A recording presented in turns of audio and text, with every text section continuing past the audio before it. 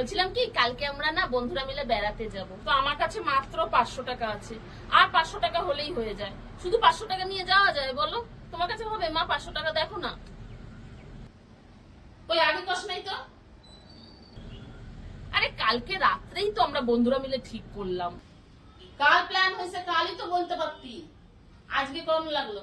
অনেক রাতে, আর তুমি তো তখন ঘুমিয়ে পড়েছিলে, কি বলবো। আর বাবা তো তোমাকে টাকা দেয়, বা তুমিও তো বাবার থেকে টাকা নাও না লুকিয়ে লুকিয়ে, দেখো না আছে কিনা। তোর বাবা আমারে কই টাকা দেয়? টাকা দেয়? আমি তো ঘরে জিরো মানুষ টাকা দেয়, আমারও তো দেয় না। খারাপ, নিজে পকেট মাইরা যতটুকু নিই আর কি।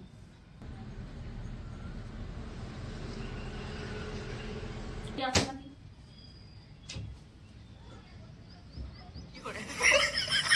কোথায় যে রাখি কিছু মাথায় থাকে না, মাথায় এখন আর কিছু থাকে না রে। সারাদিন যদি ঘরের কাজ থেকে মাথা রাখবো কি করে, তো শুধু ঘুরতেই বেড়াক গো।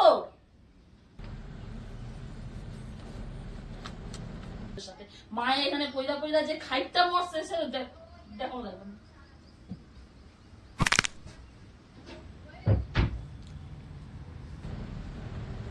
আরে আরে আরে আরে, কাপড়ের মধ্যে মা টাকাগুলো জমিয়ে রেখেছে। জানা গেল বাবার থেকে সব টাকাগুলো মারা হয়েছে। দাঁড়াও, বাবাকে বলবো। আচ্ছা মা, চুপ দেখ না তুমি কাপড়ের মধ্যে টাকা জমাও কেন? ব্যাগ নেই? তবু জ্বালায়, যেখানেই পয়সা রাখবো নিয়ে আনি।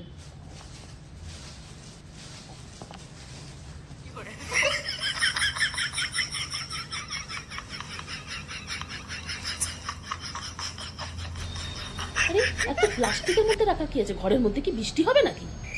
এত প্লাস্টিকে প্লাস্টিকে টাকা জমিয়েছে, কি ব্যাপার কে জানে, কত টাকা রেখেছে কে জানে।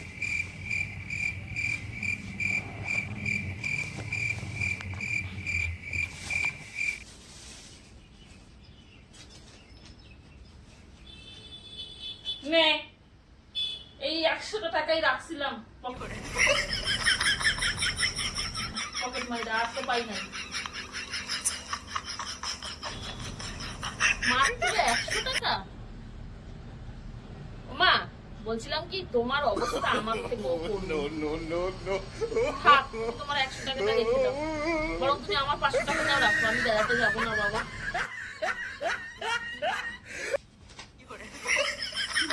আমার অবস্থা, আমার কাছে তোরা টাকা চাইতে আসিস, তোর বাবাই বুঝতো না কোনোদিন।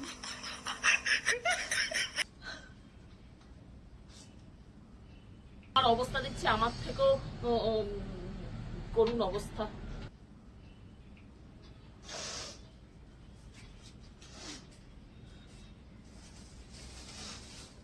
হ্যাঁ একটা কথা বলছি, এর পরের বার থেকে না অতগুলো প্লাস্টিকের মধ্যে তোমার ওই 100 টাকা রাখার কোনো দরকার নেই, প্লাস্টিকে না রাখলেও চলবে।